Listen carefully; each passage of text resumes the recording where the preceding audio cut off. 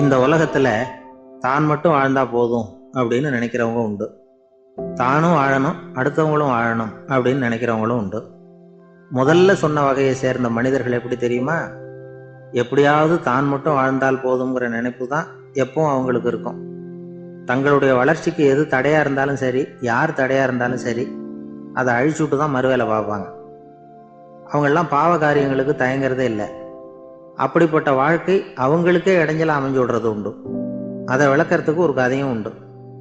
ஒரு ஊர்ல அப்படிப்பட்ட ஆள் ஒருத்தன் இருந்திருக்கான். நிறைய பாவங்களை செஞ்சவன். அதன் காரணமா நரகப்படுகுழியில விழுந்துட்டான். நரகப்படுகுழிங்கிறது ஒரு பெரிய கிணறு மாதிரி.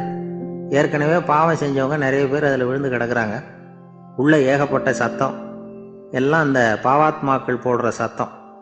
இப்போ விழுந்தானே, இவனும் சத்தம் போட்டான். இவன் போடுற சத்தம் கொஞ்சம் அதிகமாக கேட்டுது, விழுந்தது. இந்த கிணத்துக்கு பக்கத்துல புத்தர் உட்கார்ந்துருக்கிறார். அவர் காதில் இவன் போடுற சத்தம் விழுந்தது. உடனே அந்த கிணத்தடிக்கு போனார், குனிஞ்சு பார்த்தார். சாமி என்னை காப்பாத்துங்க அப்படின்னு கத்தனா இவன். புத்தர் அவனை கொஞ்சம் கவனிச்சு பார்த்தார். மனித சமுதாயத்துக்கு அவன் என்னென்ன கெடுதல் பண்ணியிருக்கிறாங்கிற விவரம்லாம் அவர் மனக்கண்ணில் தெரிஞ்சது. அவருக்கு எல்லாம் புரிஞ்சு போச்சு. இருந்தாலும் அவனை காப்பாத்துறதுக்கு ஏதாவது வழி உண்டா அப்படின்னு யோசிச்சார். அவன் தன்னுடைய வாழ்நாளில் ஏதாவது நல்லது செஞ்சிருக்கானா அப்படின்னு பார்த்தார். ஒரே ஒரு சமயம் அவன் தன்னுடைய காலடியில மிதிபட இருந்த சிலந்தியை மிதிக்காமல் தாண்டி போயிருக்கிறான். இந்த ஒரு காரியத்துக்காக அவனை கரையேற்ற முடியுமா அப்படின்னு நினைச்சார். அவ்வளவுதான். உடனே அவர் கையில ஒரு சிலந்தி வந்து உட்காந்துதான். அதுகிட்ட இருந்து நூல் இழை வெளிவர ஆரம்பிச்சது. அந்த நூல் இழை கிணற்று ஆழம் வரைக்கும் அப்படியே நீண்டுகிட்டே போச்சான். புத்தர் பார்த்தார். இந்த நூலை பிடிச்சிக்கிட்டு மேலே ஏறி வா அப்படின்னார். என்னங்க சொல்றீங்க? இந்த சிலந்தி நூல் என்ன தாங்குமான்னு கத்துனான். எல்லாம் தாங்கும், அதை பிடிச்சிக்கிட்டு ஏறி வா அப்படின்னார். சந்தேகத்தோடவே அவன் அந்த நூல் இழைய பிடிச்சி இழுத்து பார்த்தா ரொம்ப வலுவா இருந்தது. அவனுக்கு ஆச்சரியம்.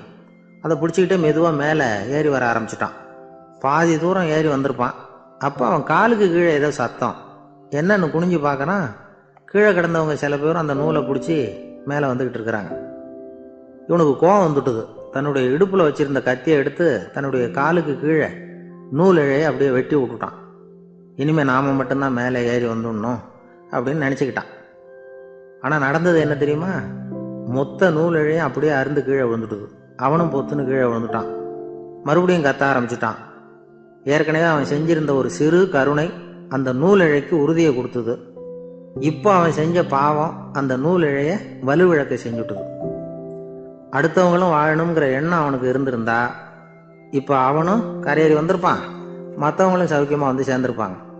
அதனால் நாமும் வாழணும், அடுத்தவங்களும் வாழணும் அப்படின்னு நினைக்கிறவன் வாழ்க்கையில் சீக்கிரம் முன்னுக்கு வந்துடுவான்.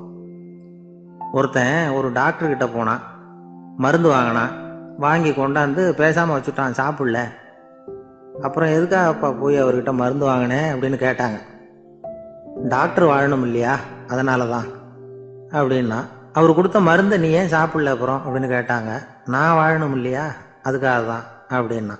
இன்னொருத்தன் அரசு. ஒரு ஊர்ல 4 நண்பர்கள் இருந்தாங்க. 4 பேரும் சோம்பேறிகள். 4 பேருக்கும் எந்த வேலையும் செய்யறதுக்கு உடம்பு வளையறதில்லை. இருந்தாலும் சோம்பேறித்தனத்துல ஒருத்தருக்கு ஒருத்தர் கொஞ்சம் வித்தியாசம் உண்டு. அதுக்கு தகுந்த மாதிரி அவங்களுக்கு பேர் அமைஞ்சு போச்சு. ஒருத்தன் கால் சோம்பேறி, இன்னொருத்தன் அரை சோம்பேறி, அடுத்தவன் முக்கால் சோம்பேறி, கடைசி ஆளு முழு சோம்பேறி. இவங்க 4 பேரும் நண்பர்கள். அப்புறம் எப்படி காரியம் நடக்கும்? 4 பேரும் ஒரு வீதியில் அப்படியே நடந்து போய்கிட்டு இருக்கிறாங்க. நல்ல பசி. எங்கேயாவது சோறு போடுவாங்களா அப்படின்னு பார்த்துக்கிட்டே வந்தாங்க. அவங்க வந்த வழியில் ஒரு ரூபாய் காசு கிடந்தது தரையில். அவங்க கண்ணில் அது பட்டுது. ஆனாலும் அதை குனிஞ்சு எடுக்கணுமே, அதுக்கு சோம்பேறித்தனம். முழு சோம்பேறி பார்த்தான். பக்கத்தில் வந்துக்கிட்டு இருந்த முக்கால் சோம்பேறிக்கிட்ட சொன்னானா, டேய் அதை கொஞ்சம் குனிஞ்சு எடுறா அப்படின்னானா. அவன் என்ன பண்ணான் தெரியுமா? அதுக்கு அடுத்தபடியாக வந்த அரை சோம்பேறிக்கிட்ட சொன்னானா, என்ன எல்லாரும் பேச, நீ அதை கொஞ்சம் குனிஞ்சு எடுறா அப்படின்னானா. அவன் இவனை விட மோசம். அடுத்தவங்கிட்ட சொல்லியிருக்கிறான். அவனும் குனியறதுக்கு தயாராக இல்லை. ஆக கூடி கடைசியில் யாருமே காசை எடுக்கலை. என்னத்துக்கு அனாவசியமாக உடம்ப வளைச்சிக்கணும் அப்படின்னு எல்லாரும் பேசாமல் வந்துட்டாங்க. அவங்க பாட்டுக்கு நடந்து வந்துக்கிட்டே இருக்கிறாங்க. எதிரில் ஒருத்தன் வாழைப்பழத்தை வண்டியில் வச்சு தள்ளிகிட்டே வந்தான். ரூபாய்க்கு 4 பழம்னு கூவி விற்றுக்கிட்டே வர்றான். இப்போ அந்த முழு சோம்பேறி சொன்னானா, டேய் வழியில் கிடந்ததை 1 ரூபா அதையாவது எடுத்துக்கிட்டு வந்திருந்தா இப்போ இந்த பழத்தை வாங்கி ஆளுக்கு ஒன்று சாப்பிடலாமே அப்படின்னானா. ஆமாம் சாப்பிட்ருக்கலாமே அப்படின்னாங்களாம் மற்றவங்களும். ஆனாலும் திரும்பி போய் அதை எடுக்கணும்னு யாருக்கும் தோணலை. பேசாமல் சோர்ந்து போய் நடந்து வந்தாங்களாம். இருட்டி போச்சு. வழியில் ஒரு கோவில். சரி இங்கேயே படுத்து தூங்குவோம் அப்படின்னா ஒருத்தன். அதுதான் சரின்னாங்க மற்றவங்களும். அப்படியே மண்டபத்தில் படுத்துட்டாங்க. கோவில் அர்ச்சகர் வேலையெல்லாம் முடிச்சுவிட்டு வெளியில் வந்திருக்காரு. இவங்கள பார்த்தாராம். ஏன் இப்படி சோர்ந்து போய் கிடக்குறீங்க அப்படின்னு விசாரிச்சிருக்காரு. 2 நாளாச்சுங்க நாங்கள் சாப்பிட்டு அப்படின்னாங்களாம். அவர் உடனே ஐயோ பாவம் அப்படின்னு சொல்லி பானை, விறகு, அரிசி, தண்ணி எல்லாம் கொடுத்து நீங்களே சமையல் பண்ணி சாப்பிட்டுக்குங்க அப்படின்னு சொல்லிவிட்டு போயிட்டார். இந்த 4 பேருக்கும் சமையல் பண்ணி சாப்பிட்ணும்னு ஆசையாக தான் இருந்தது. ஆனால் அடுப்பு பற்ற வைக்கணுமே, அதுக்கு தீப்பெட்டி வேணுமே. தீப்பெட்டி இல்லை. இப்போ முழு சோம்பேறி ஆரம்பித்தான். அடுத்தவனை பார்த்து டேய் கடைக்கு போய் ஒரு தீப்பெட்டி வாங்கிட்டு வாயேன் அப்படின்னு நானான். அவன் வழக்கம் போல் அடுத்தவங்ககிட்ட சொல்லியிருக்கான். அவன் அதுக்கு அடுத்தவங்ககிட்ட சொல்லியிருக்கிறான். கடைசியாக கால் சோம்பேறிக்கிட்ட வந்து சேர்ந்தது. அவனும் அது நம்மால் முடியாது அப்படின்னு பேசாமல் இருந்துட்டான். இப்போ தீப்பெட்டி வேணுமே, அதுக்கு என்ன பண்ணுறது? அவங்களுக்குள்ளே பேசி ஒரு முடிவுக்கு வந்தாங்களாம். அதாவது யார் முதல்ல வாயை திறந்து பேசுகிறாங்களோ அவங்க தான் தீப்பெட்டி வாங்கிறதுக்கு போகணும் அப்படின்னு. அவ்வளவுதான். உடனே 4 பேரும் வாயை கெட்டியாக மூடிக்கிட்டு படுத்துக்கிட்டாங்க. அவங்க சமையல் பண்ணி சாப்பிட்டாங்களா என்ன அப்படிங்கிறது அர்ச்சகருக்கு தெரியல. சரி பார்த்துட்டு வரலாமேன்னு வந்தார். வந்து பார்க்குறாரு, இவங்க 4 பேரும் அசையாமல் படுத்து கிடக்குறாங்க.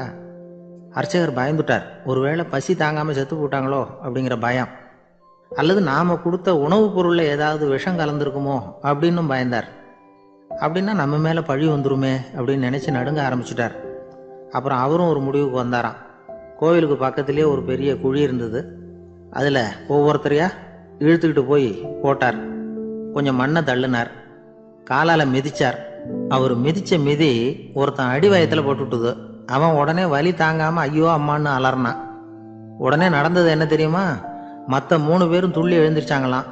அவனை பார்த்து நீ தாண்டா தீப்பெட்டி வாங்க போகணும், நீ தாண்டா வாங்க போகணும், நீ தான் சத்தம் போட்ட அப்படின்னு சொல்லி ஆரம்பிச்சுட்டாங்களாம்.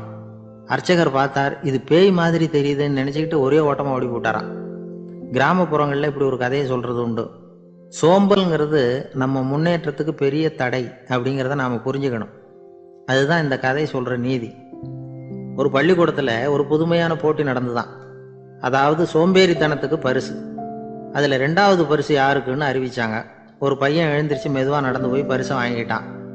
அடுத்தது முதல் பரிசு யாருக்கு அப்படின்னு அறிவிச்சாங்களாம். அவன் கடைசி வரிசையிலேருந்து கத்தனானா, ஐயா அதையும் அந்த பையன் மூலமாகவே கொடுத்து அனுப்பி வச்சுருங்க, இங்கே வந்தது நான் வாங்கிக்கிறேன் அப்படின்னா.